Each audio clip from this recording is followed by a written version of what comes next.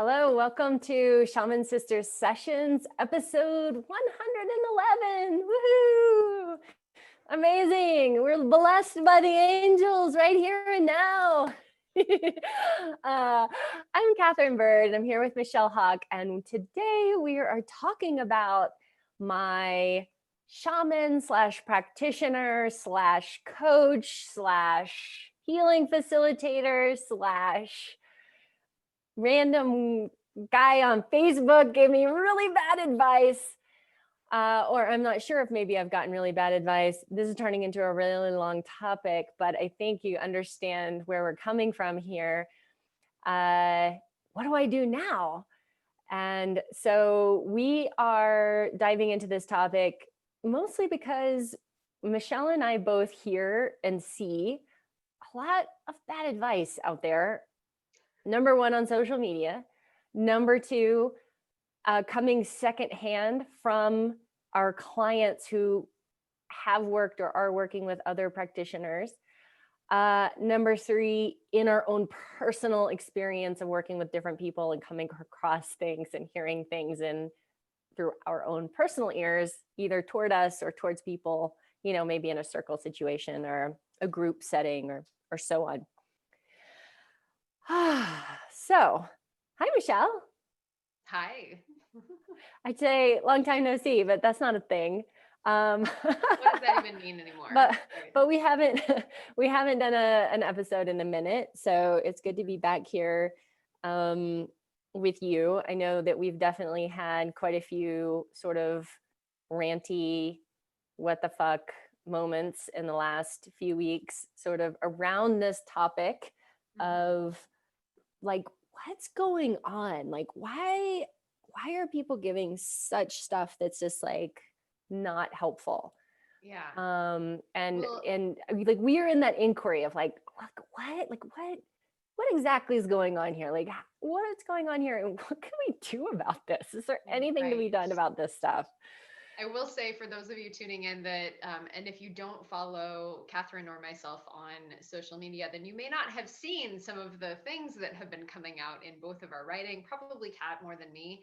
I tend not to actually find these things on Facebook because I don't, or Instagram, because I don't really look on social media. But then I have Kat sending me these posts, and other one or two other people sending me these posts like, will you look at this moron and what they're saying, and will you say something? I'm like, oh my god, okay. So then I kind of get roped into the whole discussion around it. But it's been fascinating, really honestly fascinating lately, and we've had plenty of discussions about what are these people thinking, that this is their version of advice, or this is their best counsel that they're offering, and their poor clients, honestly. And then again, when our clients come to us, or people come to us in consultations and say, oh, my mentor told me XYZ, and then I'm hearing this and going, yeah, that doesn't make any sense at all.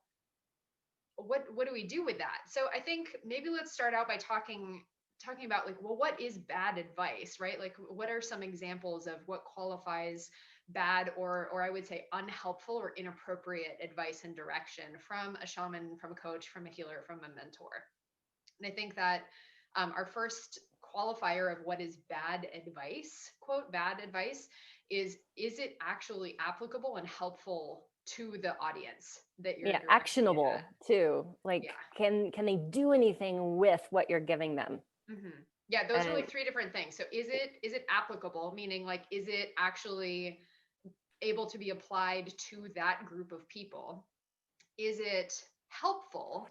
Does it give any sort of context of information, or as Kat was saying, action, like action steps, right? So we already have three things right there of good advice is applicable, it is helpful, and it is actionable, meaning you can, it applies to you, it gives you something that you didn't already have, and it gives you something to do about it, some sort of action step. Great. Yeah. What else is good advice versus bad advice? I think good advice is, it sorry, my cat is carrying things around and it's cute. in some ways there's like the good advice has some breadth to it. Like it has a awareness of uh, that a lot of people are going through a lot of things and a lot of different things, and are, sort of struggling with trauma and uh, uh, systematic oppression, and kind of societal structural things that might not apply to you individually. I might not have the felt lived experience of having this thing, but the person or the people that I'm talking to, that might be their felt lived experience. And if I'm not aware of that or acknowledging that in any sort of way, then that potentially could put me into the bad advice category. Mm-hmm. Does that make sense? Yeah, so being contextually informed and having perspective of empathy and what other people's experience might be other than your own. Yeah, that would be good. That would Right. be helpful if we had Right. advice coming from that place, right? Right. So contrastingly, then bad advice would be solely based in your own frame of reference. And I mean, unless that is intended specifically, I can imagine and this is all contextual, right? So like if we're looking at these, I think sort of, is it fair to say, Kat, that in this we're talking about kind of the broad swath putting out articles on Facebook, that this would be considered bad advice if it's not directed that way, as opposed to if you have someone for whom you are you have the same frame of reference, then it might actually be okay advice. Is that a Right. fair distinction? Yeah. Right. I think it's like if you don't have any experience or felt lived experience of a subset of people, it is often challenging to give those people advice. Right, Ophelia? Right. So hello, Ophelia. It's Yeah, very so challenging really, to give good advice. oh my gosh, Ophelia gives great advice, Right. usually in the form of snuggles and demanding snacks. Very much snacks. Yeah. Um, Right. But it's, yeah. it's really like informed on your frame of reference. And I will say actually an example in this case of some bad advice that I received actually from a mentor of mine several years ago. I was working with her in a kind of businessy capacity in terms of, I was a little bit earlier in my practice and I was looking at starting some different aspects of uh, just implementing systems in my business for a little bit more financial ease and flow. And the frame of reference that she was coming with was that she was already financially independent because her spouse was financially independent. And so she did not pay rent. She did not have expenses in the way that I have expenses. She did not have student debt. She did not have any, as far as I know, and I knew her fairly, very well actually. There weren't the same contextual demands on her financial reality as on mine, and so her advice was very much based in a place of financial freedom and being able to have, frankly, large quantities of money to play with and to invest in different aspects of her business. And that's the way that her advice was structured. And so then for me, trying to apply that, it was really challenging because I don't have that financial reality. And the systems that she was talking about and the also the mindset that she was talking about, when you're working with a mindset of financial freedom while already coming from financial independence, it's very different from working with that energy while paying rent and having expenses and having all of these other systems going on. So that was an example of, if she had been giving that advice to someone who was in her situation, it probably would have been okay. In my case, I found it kind of, it felt very blasé about my situation, and it felt kind of shamey in terms of what you're doing and some of the systems that you're putting in place Or in you're your not doing mindset. enough. Exactly. Yeah.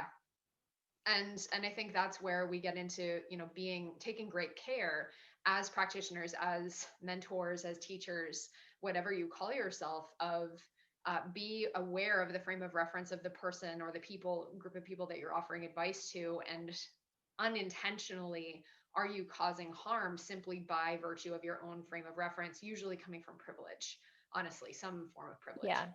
Mhm. totally. And I see this a lot in coaches, and especially in business coaches, and people who are, supporting people who are healers and so on, trying to get their business off the ground. And they're coming from that place where they're making $500,000 or more, maybe a year. And they're coming from the place of coming from a business background and feeling solid in that for maybe their whole life. They maybe struggled a little bit at one point, but you know, this is kind of where they're coming from. And I've worked with a lot of people who've spent a lot of money on business coaches.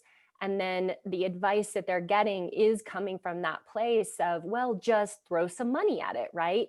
Invest in this and hire this person and buy this product and get this. And it's like, then at the end of the day, you're spending a lot of money that you didn't really have in the first place. That's sort of the assumption that, well, if you could afford me and my really high price, then you can afford all of these other things. And they're sort of looking at it from this perspective of like building out something that maybe they really do have a great idea of how a business can be run and sort of this long-term vision of the business. But what you really need right now is something very simple. And you need to actually produce something that's fairly just simple, like one page of a website or one landing page. You need to just get one product out. You need to just focus in one area and not in 7 different areas of trying to market. And you need to keep your expenses low because you're just starting out. And so, or you need to maybe not be charging $10,000 for your first thing that you've ever produced because you don't actually have any experience with anybody getting results from the thing that you're creating. And so I find that a lot in business coaching. And then that can create a lot of frustration, a lot of that feeling of I'm not doing enough, I'm not good enough, I'm not smart enough, this isn't for me, I'm not a business person. Um, instead of sort of focusing on the basics and getting something that's having a result and then moving from there and expanding and growing from there. I see that. Do you see that with people?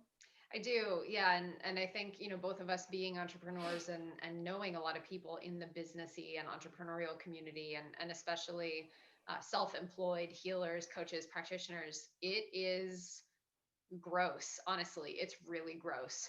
The weird fusion of these very like business-based mindsets working uh, with helping people, with working with spiritual practitioners, working with someone who, my priority, and actually Kat and I were talking about this just recently, where I was in this space of like, well, my priority is working with the lineages. My priority is, quite honestly, it's very selfish in that I'm in this for me in terms of my relationship to the practices and my enjoyment of the evolution and the learning and the growth, and kind of secondarily I'm in this for supporting my community, right? And because I love, there's so much joy in that for me of supporting people and of teaching people and guiding people through the practices that I love and the lineages that I get so much out of. And it's nice that I get paid for that, right? But it's at that point, it's like sort of a third, maybe even fourth tier priority, that I'm working with it as a business. But my highest integrity and obligation ultimately is to my relationship with the practice and to the lineages themselves. And I think for a lot of people in our industry, that's not really the case. People come into this with, with, and again, speaking of bad advice, right? Like there's, the whole genre of advice of, hey, do you want to work in an industry with little to no regulation where you can charge a fuck ton of money for something honestly fairly nebulous? right? Where you can, be operating under the illusion of helping people, or maybe actually helping people, right? While drinking your bulletproof coffee and your green juice and not having to work a normal job, right? Oh, the personal development industry is for you. And frankly, there are a Right. lot of people in our industry and in our community who are coming at it from that place. Right. Like how can I monetize my interest in going to, you know, ayahuasca circles and traveling to Bali? Like, let me find, how can I monetize that? Well, I seem to have my shit together because I can go to ayahuasca circles and travel to Bali. So I should help other people figure out how to have their shit together. And there can be some really good, like, I do want to help people. That's part of who I am. I do want to help people. I like people, whatever. But it can also come from a very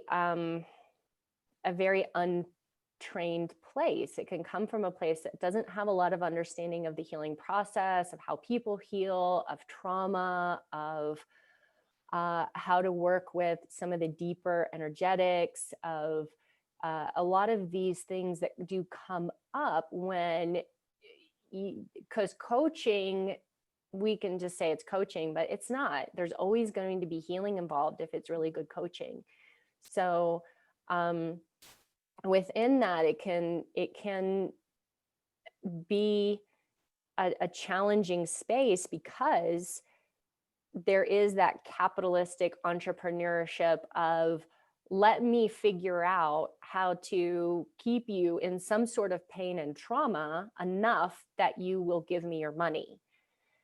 And then hopefully I'll be able to help you. And if not, who cares? Fuck off. Right. There's no regulation or accountability for that. And yeah, and with this, I think looking at Kat, you were kind of speaking around a couple other facets of how to recognize good versus bad advice, right? You were referencing oh shoot, what did you say? I totally lost it. That's okay. Okay. It's not, but that's what you said, something really good, and I'm like, oh, that needs to go in there. But I think oh, that's really gonna bug me. Trauma informed. Good advice is trauma informed, right? Right. And bad advice is not trauma informed. So for people who are who are touting, one of my favorite really stupid Facebook posts that I ended up writing a zinger of a takedown essay on, that was really, really good, if I say so myself, was this guy, this self-proclaimed coach, who, when I asked him how he supported people or what his credentials were to be able to offer this type of advice before I wrote the takedown essay, I was like, what qualifications do you have for this? He was very nebulous and very unhelpfully mysterious and vague. So that he didn't have any, right? It was like, I've been doing this for 10 years. Oh, he but didn't even like, say that. Oh, he had said that in another post, right? Where it was just like, I've been doing this for like, he gave me a lot of like, whatever his qualifications were, which basically were that he's just been doing this for a while. Oh, got it. Well, when I asked, he just said, oh, I help people in their lives. I work with both men and women. And, people come to me with a lot of things. Because I asked, well, why do people come to you, and what do you help them with, and who do you work with? And it was the most vaguely unhelpful thing. And I was like, okay, you don't know what you're talking about, because his post started off, you knew this was not going to go well. It started off women, and then like proceeded to offer totally unhelpful and unsolicited advice about why women were not attracting the types of partners that they wanted, and how it was all their fault because they weren't holding men to a high enough standard.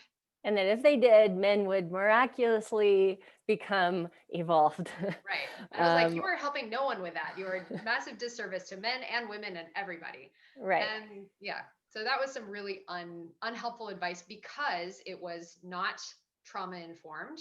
It was not actually based on anything, human psychology or how transformation works, or biology, as you pointed out, or evolutionary biology, right? That was included in my arguments of like, this is why this right, or societal structures of the patriarchy, right.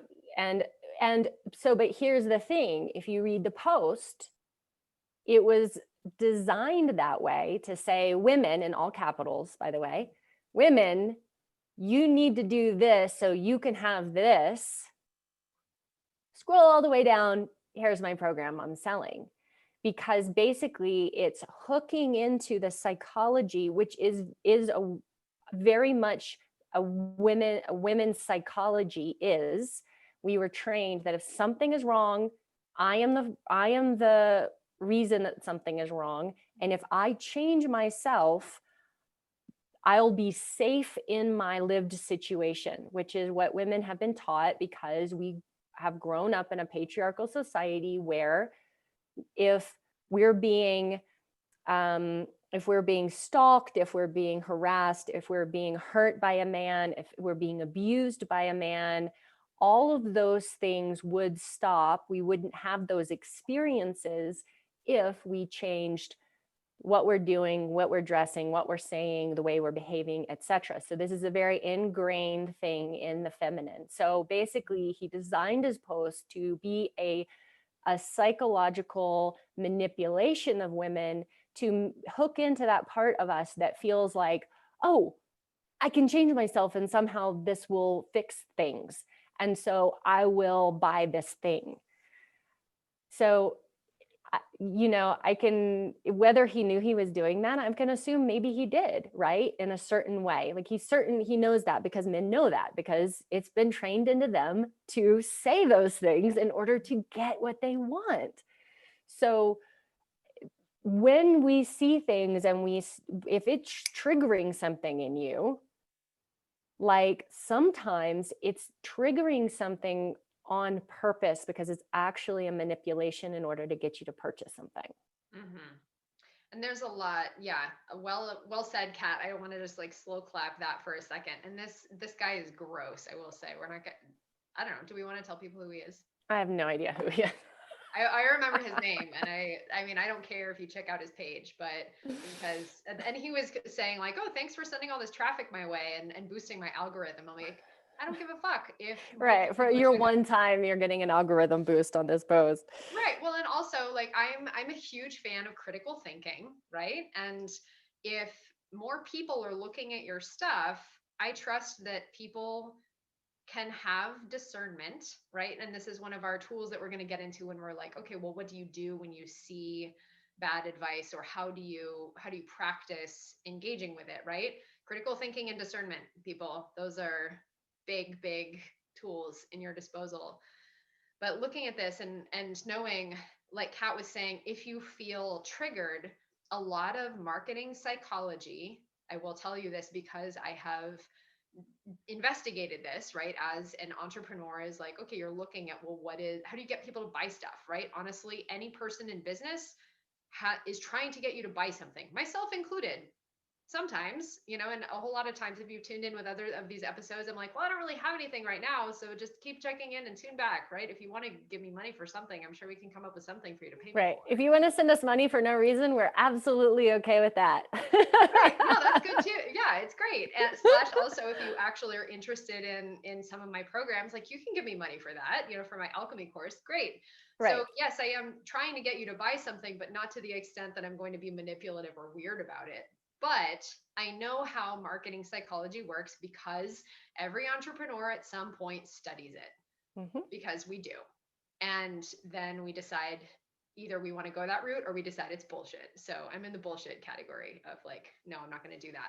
But marketing psychology tells you, find the pain point of your audience, find the thing that makes them uncomfortable, that they will give you lots of money to change or to fix, and poke that pain point and make your product the solution for their pain, which is exactly what this guy's post did. Like Kat walked us through, he eliminated the pain of you don't have the relationship that you want.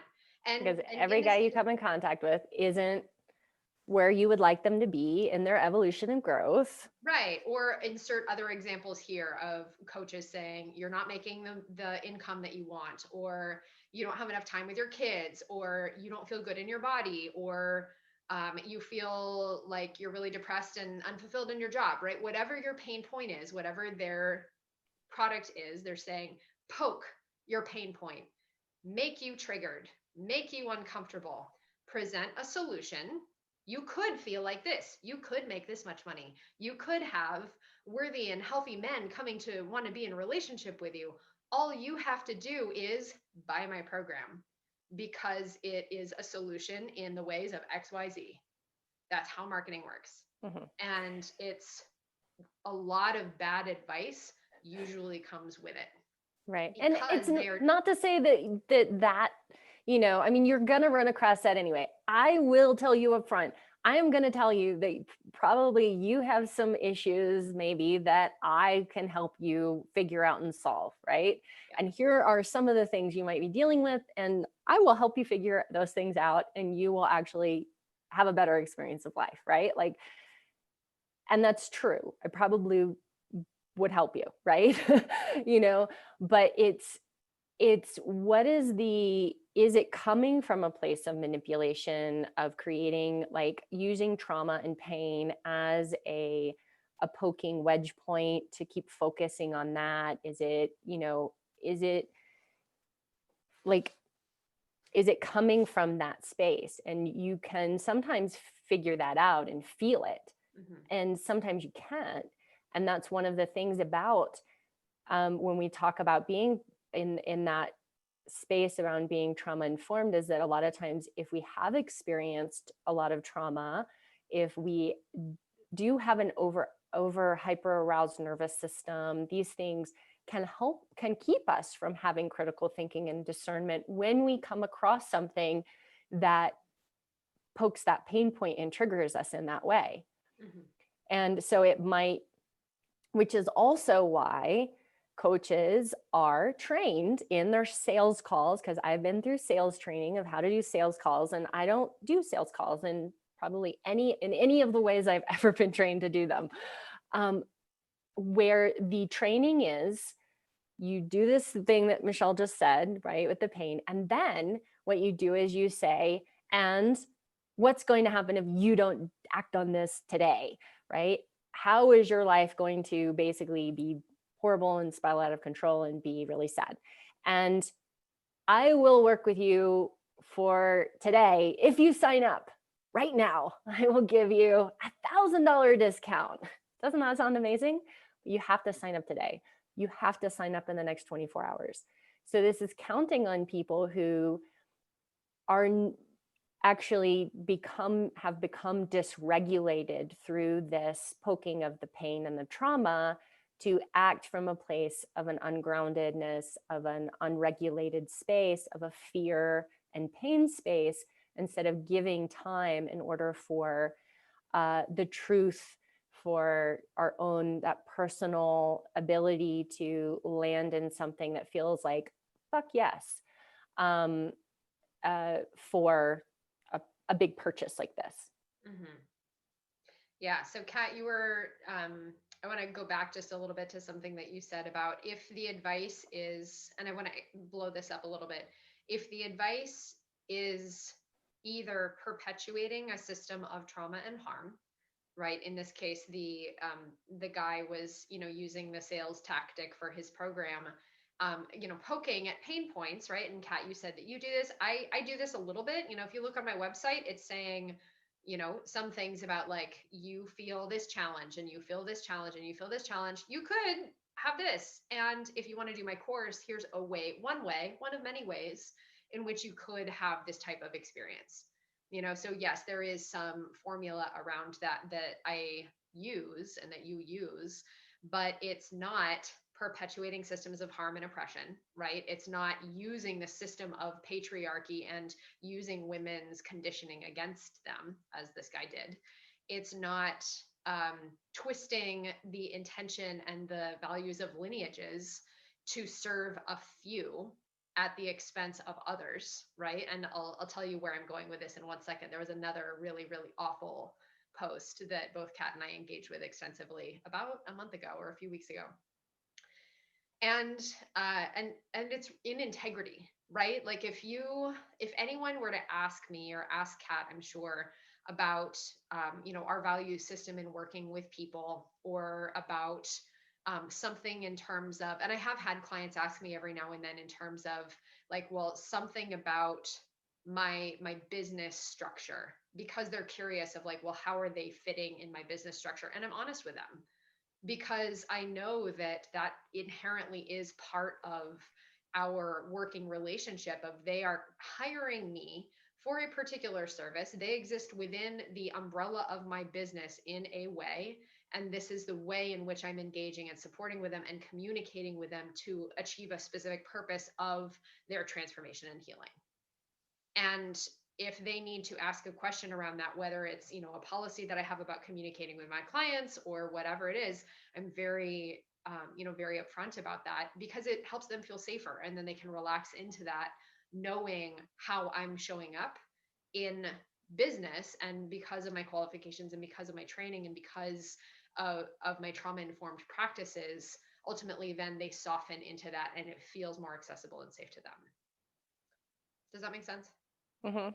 I hit a lot of different things there. Oh, okay. Yeah. So the post that that was on Instagram this time that Kat sent me of like, hey, this is really dumb. Look at this.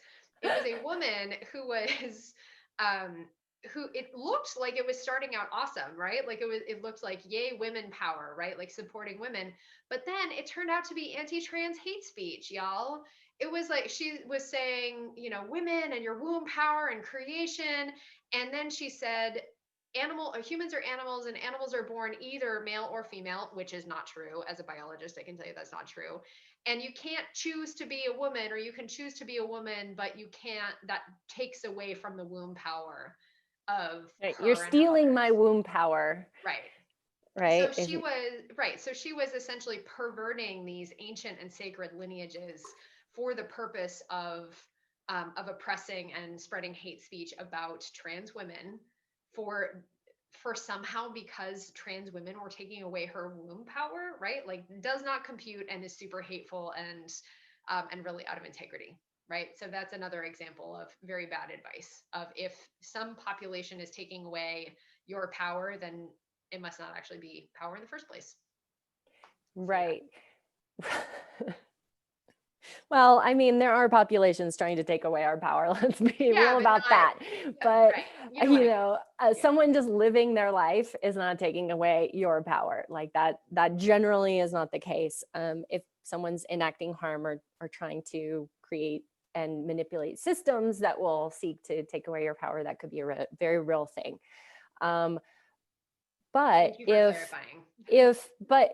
if a practitioner is, giving you like permission to be more hate filled, right? Then they're actually perpetuating your own pain, because it hurts to hate people, actually. It's a self-hurting thing. And to hate people because they're different, right? Mm-hmm. Not helpful, not good advice.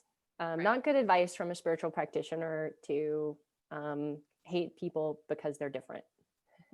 That would be under any, if you've leaned back into any kind of spiritual tradition or practitioner, they probably, like, real deal stuff, that would not be the essence of the teaching.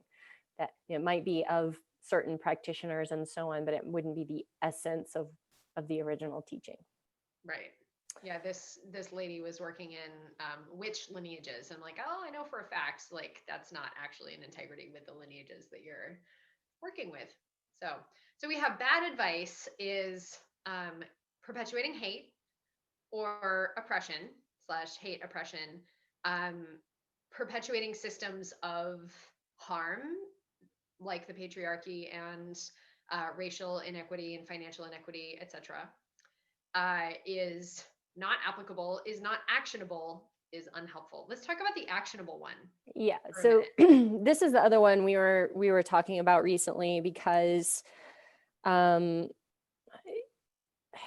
seems that a lot of practitioners give very generalized sort of spiritual, just kind of kind of just what you would kind of throw at the wall, kind of like if you kind of took, those magnets that have the words on them, and if you Like had just little like, fortune cookie sayings, right, if you had, yeah, platitudes. fortune Yeah. cookies, right, platitudes, just sort of like spiritual truths, which are true, and you come to them with some, like, you're having a crisis, you're having a huge healing experience, something major is happening, like there's some serious shit going down, and you get some spiritual platitudes, such as, um, well, you're experiencing this because you called it in.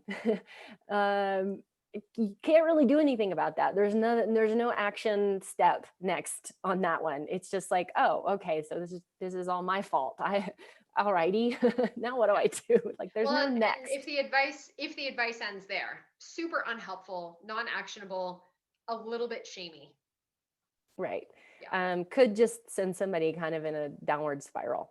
right. At the essence of its being, karma, past lives, creation of experience in order to have lessons, truth, there's some truth there, right? Right. Could be seen as a truth. Um, what else is another one that we hear out and about out there?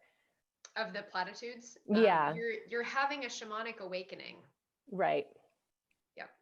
Yeah. And advice. That's it. Yeah. That's it. Nothing more than that. Right. That's not Um, me or Kat giving that advice. This is no, what we've we're heard from other people that, right. the advice they received. Yeah. Your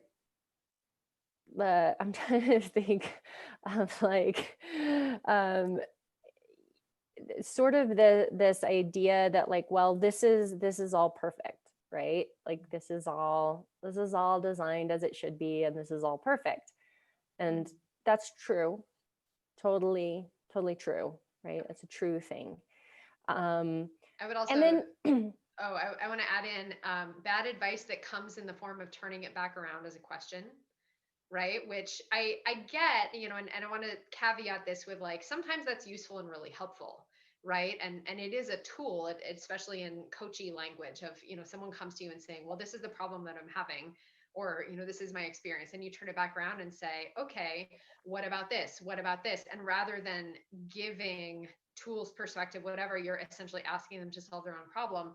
Sometimes that's helpful and sometimes it can work. But if that's the only tool in your toolkit, you're effed and your client is effed, because at some point there you will need to say, okay, here are some things that I'm hearing you pull out of this. You can do the question thing for a minute, right? Of like, here's what you're saying, this is what we're learning about this.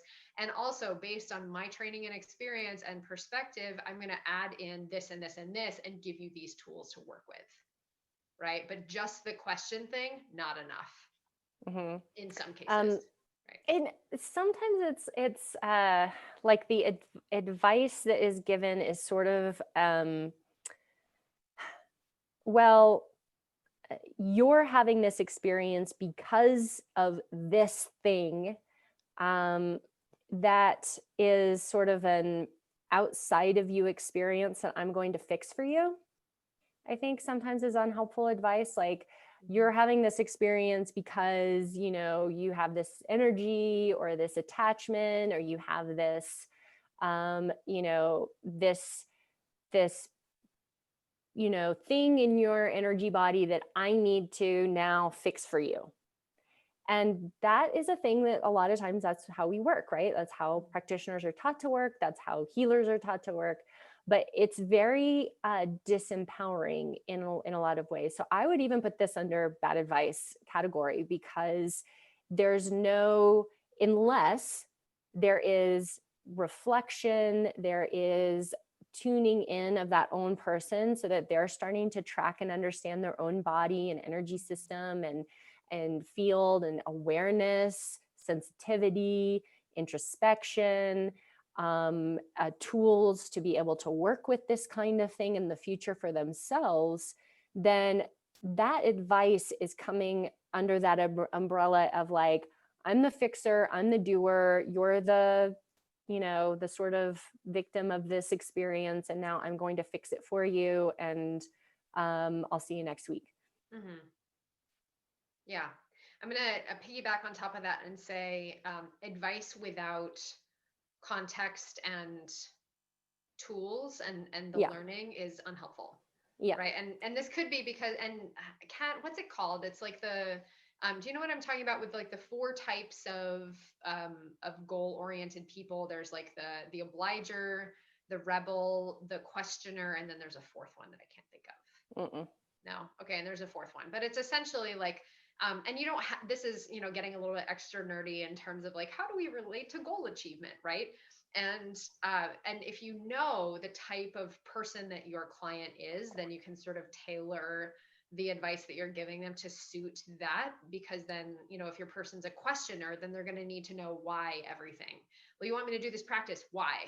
And I'm a questioner, so I like to include that anyway of like, well, this is why this practice and this tool and this technique is really helpful, not only in this circumstance, but we're also going to look at 3 other practical applications of this so that you can have that frame of reference and start applying it in an empowered way in these scenarios.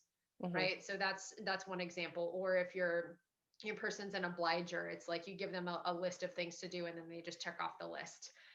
But I always like to include, okay, context of why is it important, practical applications, give a couple other contexts so that it doesn't exist in a vacuum, right? Mm-hmm. Because this is also playing into adult learning theory, is we learn through practical application and lived experience Yeah. best, and through teaching and offering it to other people. But in the absence of teaching and offering to other people, let's actually do something with it, understand why it's important, understand the fundamentals of how it works, and where specifically we can use it in more than one scenario. Right. And I think that's why we hang out because, like in a lot of times in sessions with people, when we work through a process or we go through something together, um, I will draw attention to here. Do you notice that we did this? And then notice that we did this, and then notice this, right? So that then there is this comprehension of the process that we're going through, or the way that healing is working, or the way that something can be worked with to be, released energetically, or how did what we just do actually work. Here, I'm going to take you behind the curtain and show you how this worked, so that you're not thinking that I'm some super special magical being, even though I am. Mm-hmm. And you can be empowered to be able to work through your stuff on your own and have the tools to be able to uh, know, like, oh, okay, I can actually continue to do my own work. This isn't, I'm coming to this thing where this thing's going to happen to me. Oh no, actually there's things that I can do. There's tools that I'm learning. There's ways that I'm understanding how this happens. And then now I'm empowered. Like I am, healers talk a lot about like, well, you don't heal anybody, right? They're healing themselves and you're just holding space for it. And it's like, yes, that's true. And like, how much more can they heal themselves if you actually just teach them how to do it? And a lot of this stuff is teachable. And yeah, it's helpful to have someone with you doing it. But, being able to understand how this stuff works is really great. And I can't tell you how many sessions that I've had with people where there's just zero explanation or understanding of like, what are you doing right now? Like, what is happening in this session, or what just happened? Like, okay, I just came to this thing and you're telling me all of this stuff, but I don't really understand any of it. And now it's just this thing for me to think about. Mm-hmm. Like, I can't integrate any of this. I don't know how to integrate this. So yeah, maybe that's a tangent off into a different direction, but it's still, I think that good advice is, like we said, it's applicable. So how is it applicable? Like, can you go away and do something with this? I think that's a really important piece. It's applicable and actionable from the place where you are right now, right? Where there's, and you were mentioning these like business coaches who offer these systems and whatever, and it's like, okay, those are action steps that you can take, but are they action steps that you can take in this moment right now with the resources and the knowledge and the experience that you have available to you right now, that you will take and will implement, right? That's another piece of good advice or good mentorship, instruction, coaching, healership, whatever. It is working from this moment, from the resources of time, energy, money, attention, knowledge, skill, expertise. Will you be able to successfully, with 80% success rate or higher, implement and follow through on this advice in this actionable way? If the answer is no, it's not good advice. If the answer is yes, great. And then you plant a seed there and you implement that step, great. Then you come back and you implement another step. But if your advice is, okay, once you do all of these things and change this habit and this habit and this habit, then start doing this, nobody's going to put that into action. Or best case scenario, you'll have someone who is extremely motivated, who is an extremely DIY person. This is the minority of people. You will have someone who will get their butt in gear and figure it out and muscle through it. That's like 5% of people. Honestly, most people will not take care of those initial steps to get to your advice down the road. So applicable, actionable in the moment from that place where people are is good advice. Yeah. Hmm. Hmm. Hmm.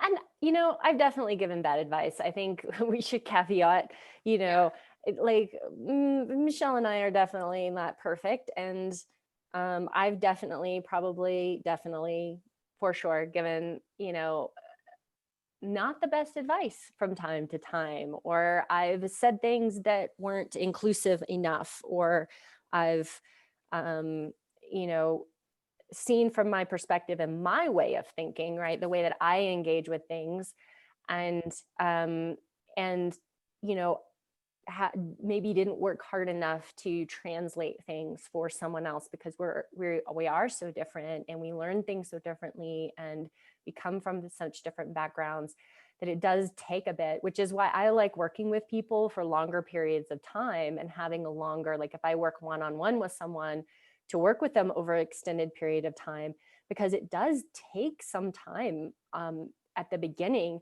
to understand, like, what is someone's like habituated response to things, and how do they integrate stuff? Do they go away and do homework? Do they never do that? Do they, how is their engagement in materials that you offer? Like, there's all of these things that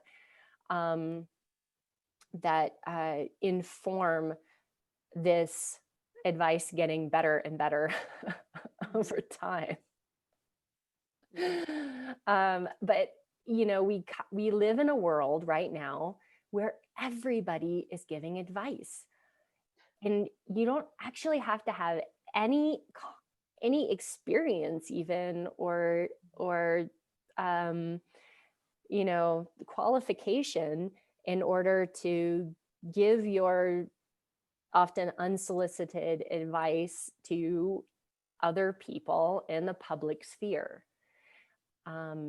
And when you're searching, when you feel lost, when you feel like, I know that there's something I'm missing and I don't know what that is, and you're seeking, it can be very destabilizing to be kind of washed over with all of this different advice, because you don't know exactly what to do or who to trust or where to go. And there's, probably things that definitely need to be looked at and worked on, and it can feel really overwhelming. So if you're feeling overwhelmed by getting advice or seeing different practitioners or any of these things, I would say to take some space and to take some time off of social media, take some time off of reading 10 different people's newsletters. How many newsletters do you have coming into your inbox? Find like a couple of people that you really trust, you really resonate with, like focus on what feels nurturing and alive for you, what is in that resonance for you, what does feel like a consistent yes for you. If if someone's not willing to give you space and time to make a decision about working with them, like that's a questionable, person, like as far as like what kind of advice are they going to give you? Right. That's important.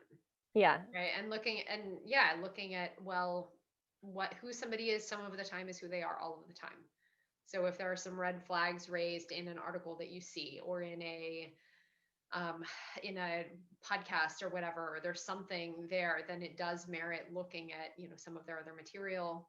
I did think of one other thing actually in the category of bad advice. If people are offering advice or opinions or something on a topic that is triggering to them, or under which they have some unresolved something, or some, either they're working on in their healing, or it has some emotional charge, or they're coming through some catharsis around it, it will inherently be, any advice that anyone offers is coming through their filter.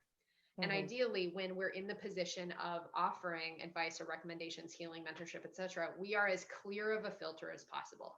We're never going to be perfect. There's always stuff that we're working on and having humor about, or I should say, ideally having a sense of humor about and coming into joy and compassion around. And yet sometimes inherently we're going through something. Mm-hmm. And if someone is asking your advice about that thing that you're going through, that you have the emotional charge around, be really careful with how you're treating that, and look at, okay, is your filter bleeding through too much? Would it actually be in greater service in that moment to refer that person out, to say, you know what, right now in this moment, it's not in integrity for me to offer a healing session or offer advice or mentorship about that topic, because I'm not a clear channel for you right now in this moment. And if you're on the receiving end of that, if you're getting advice that feels like it's full of stuff that doesn't have anything to do with you, be aware that it might be coming through somebody's filter where they're still working on something. Yeah. I went to a healing session, it was over a year ago, that someone had recommended these healers, and I went to them, and there was a lot of advice on like uh sexual energy and like clearing this and clearing that and all of these things. And then I didn't realize until the end of the session, when I actually had a conversation with these people, that there was all of this very repressed sexual shame energy, like spiritual shame around sexuality. That this practitioner was telling me that he didn't go near a computer because, within 7 feet of a computer, because there was pornography on the computer. And I was just like, oh, okay, that's interesting. That's very repressed. That's very shut down. That's very judgmental. Like that's showing he's still got something he's working through around that. And it has nothing to do with me. So, do I really want that in my field? No. I was like, I called Michelle and I was like, did these people fuck up my energy? Like, can you check me out? Like, am I okay? Because I'm a little concerned about what these people were mucking about in my field. So that is a thing. Like it is that filter. And I will say, like, totally guilty as charged in my own expression sometimes. I mean, recently on Facebook, I was, the election and Trump, and I'm like racial inequality and like oppression and like harm. I am like, in some ways I'm like, roar, like this is not right. What is going on? Why aren't we doing better? Why aren't we taking care of animals? Why aren't we taking care of the environment? Why aren't we taking care of children? Why are we harming people? Like I'm, you could say I'm triggered. Like I'm triggered. Like that is messed up. We should do better. And so I try when I'm in that space to also like to write about that stuff, but then also to come back in and go, this is how my interaction with this is transforming me, because that's what's important for me to go, okay, when I'm in the experience, I'm going to actually let you see me in that experience and see me actually in this vulnerable state, which a lot of practitioners won't let you see because they need to be all perfect and love and light and cute and snowy angel, like unicorny, whatever, I'm going to let you see this part of me, because then you can witness also how do we take these things that do upset us, trigger us, like things that are wrong, and we can use that to flip that mirror on ourselves and look at our own transformation, our own integrity, our own truth, our own acts of service and way of being in the world and taking action. And that process of, instead of like disconnecting from everything that, makes you upset. So Valency, it's a tough walk. I try to walk that walk, and it definitely sometimes is a little bit of a struggle. Yeah. So I think that, for me, when I see a practitioner who's willing to look at themselves, even in the midst of something that feels really challenging to them, I'm like, I trust that person so much more. Mm-hmm. Yeah. Do we want to, I feel like we kind of danced around a little bit, but I'd love to offer, our little checklist of how to, or what skills we can bring when we're seeing bad advice, right? Like we threw out critical thinking, discernment, understanding of your own filter, and perhaps the practitioner's filter who's offering Mm-hmm. it, right? Yeah. Taking space, Kat, I love that you gave that example, right? Taking space from other people's material if it's feeling overwhelming or like you have questions about it, etc. I only read maybe currently 0 people's material. Honestly, like I'm in a phase of like I don't need anybody's input right now except like fiction novels and the Great British Baking Show. Like that, those are my my inputs in this moment. I'm reading this really beautiful book called All the Light We Cannot See. I cannot recommend it enough. It's so lovely. But like those are my inputs right now, and that's okay. And then sometimes I'll read some people's things and some articles on science and animals, right? But taking space, right? And taking space also, if you're, I think I want to add in almost like if you ever needed permission to not take advice or to think that advice is bullshit or whatever, here you go. Here's your permission slip. I give you permission to call bullshit on advice from a mentor or healer or teacher or coach or shaman. Because often somebody can be amazing. They can be really good at what they do. They can be talented. They can be profound. They can be educated. They can be an incredible person.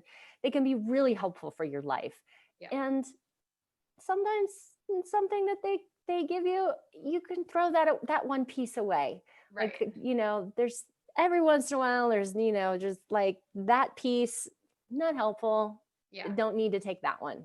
Doesn't mean that they're not amazing, right? I know earlier I said who somebody is some of the time is who they are all of the time, right? So again, look at their other material, or if there's someone that know well, or we tend to be in the position of we put our practitioners, our healers, our mentors, we can put them on a pedestal. I've done that, absolutely. I don't know if other people have done that with me. I definitely discourage that in trying to be as human as possible, right? But I know that that's a thing. And then it's almost this like, oh, I can't disagree with them, or I need to take everything that they're saying seriously because I'm paying them, or they know more than me, or they have, access to wisdom that I don't have, or whatever. Permission slip to either not take advice or call bullshit on advice or recognize it as bad advice sometimes when appropriate, whenever you need to. Right? Because even the most amazing, wise, qualified, educated practitioners such as Katherine and myself, occasionally we will give bad advice, or Right. we will give unhelpful advice, or advice that isn't actionable or not what you need in the moment. Yeah. It's okay to also tell your mentor, tell your shaman, your coach, your healer, whatever, that doesn't work for me because this reason. And if they're any good, they'll say, okay, let's reassess and work with that. Right. And they might need to say, I've had experiences of being like, I don't know right now. Yeah. Like, let me reflect on this. Like, let me sit with this actually. What you're asking this is the big thing, or, I'm just unsure. Like, let me meditate on this and receive around this instead of giving you the answer right this minute. I definitely have said that to people before. Mm-hmm. Yeah, I'm a big fan of I don't know, or let me refer you to someone who I know is really qualified to support you in that, or even just go have a conversation with this person, right? So, permission. Yeah. And I will also add in, if your practitioner or healer, shaman, mentor, coach, whatever, gets defensive or doesn't respond well or rejects you saying, hey, that advice doesn't work for me. And when we're saying that, we can say, I will say, it is really helpful to say that advice doesn't work for me for this particular specific reason. Can we rework that? Or can we can we workshop this in some way or work with other tools, right? If your person rejects that or shames you or makes it your fault or blames you in whatever way, that's a red flag. Yeah. I would, going back a little bit to that advice, I think that bad advice often starts with you are. Right? Like I hear a lot of people who come to me and they're like, so and so said, I told someone this, whatever, and they said, well, you are this, so that. And in some ways, that can really shut down people's self inquiry process. And, sometimes I might tell someone something about them that might seem helpful that they haven't maybe really seen about themselves. But as it can be a way of sort of cutting off a conversation because maybe I don't really feel like giving you advice right now. Like it's the end of a ceremony. I'm tired. I want to be left alone. Mm-hmm. You're coming to me with your big story and your big problem. Well, you're this, so that, because it's the easiest way to end the conversation and move on. Yep. And shamans are people too. Yep. Great. Sure. Shamans are people too. We Shamans all are people. make Sometimes we offer bad mistakes. advice. We all make mistakes. We all have bad advice. We all get short. We all get overwhelmed with too many people wanting advice sometimes. Yeah. It's challenging sometimes when you're the person that people are like, can you just tell me about myself? And what are you getting? What are you seeing? What are you feeling? What do you know about this? Like that can sometimes feel like a lot for a practitioner especially in a ceremonial space or retreat space or something like that. And so you might get something that doesn't feel like it's fully developed or fully landed in that space. And also to have some awareness and compassion about a facilitator in the midst of something. Sometimes they're not 100% with you, Mm-hmm. and they're trying to just like eat some soup and go to bed. Great. So that, and also just be really aware of what you're reading online, whether it's social media or articles, etc. Sometimes, that advice is intended for a very specific context that either wasn't communicated or doesn't apply to you. So yeah, take everything with, contextual awareness of and in I'm a huge fan of like question everything, right? Have critical discernment and thinking about everything at all, because we have this. I don't know. I remember actually when I was growing up, I used to believe everything. I was so gullible, and I was so very clearly remember this about myself, and I don't remember when I had this switch, but I went from believing everything that people told me and every single thing that I read, because why would people lie, and why would someone not know what they're talking about if they're in a position to know what they're talking about, right? And then I flipped the switch, and then I didn't believe anything.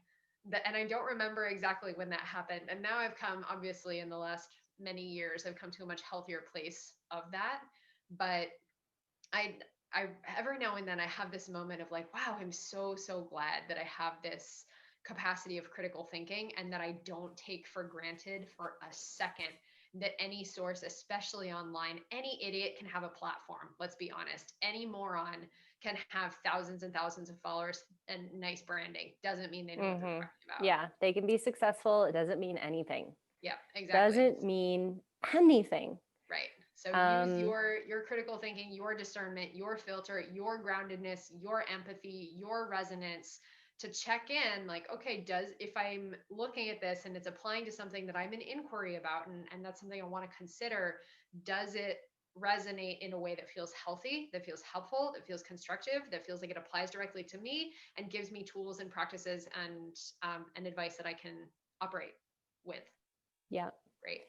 I was talking with a mutual friend of ours yesterday about something, and I said, "Yeah, well, I think I have a bit of a more of a cynical nature." And then I said, "But Michelle would say that I'm discerning." And I was like, "She's very positive about things." Thank you.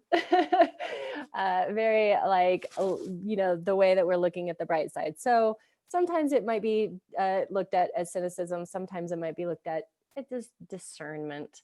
But really, this is your life and it's your process. And, sometimes it's good to look at when you're being too cynical and to not letting other people's input in when it could be helpful. And then also important to look at when you're being a little too porous in your search. Awesome. Well, with that, we hope that we've given you some good advice today. We've given lots of advice. I hope So it's much advice. helpful and We give actionable. so much advice. Oh my God. Yeah. Well, I mean, helpful. I'm hoping we checked all the boxes that we gave. Is it applicable to you? Maybe. Is it helpful? Is it actionable? Is it appropriate? Is it in integrity? Is it uplifting and empowering? And does it give you some things that you can put into action right away? You tell us. Literally, you can tell us in the comments. But please, you can find this episode and all of our other episodes on many platforms, on YouTube, iTunes, Stitcher, Spotify. You can like, follow, write us a message, comment on our videos.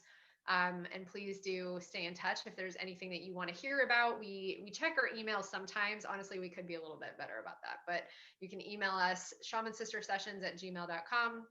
If you feel like sending us money because you like our work, it does.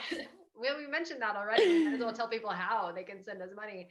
You can do that on PayPal. You can send us a donation to shamansistersessions@gmail.com on PayPal, or you can become a patron of our work on Patreon. That's patreon.com/Shaman Sister Sessions, patreon.com/Shaman Sister Sessions.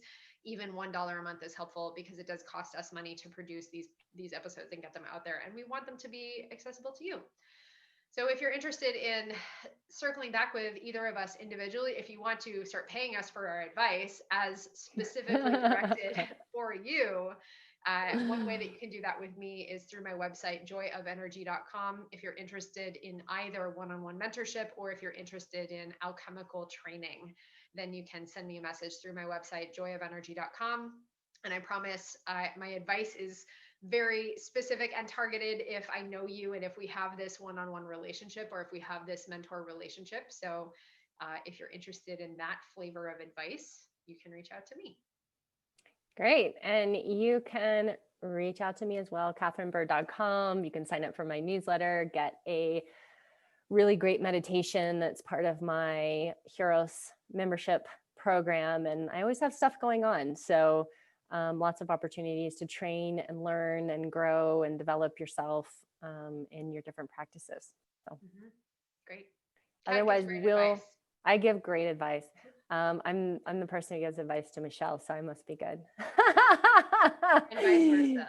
All right. So we'll see you next time, and wishing you many blessings, and I hope that you have a beautiful wintry winter. Stay healthy. Yeah.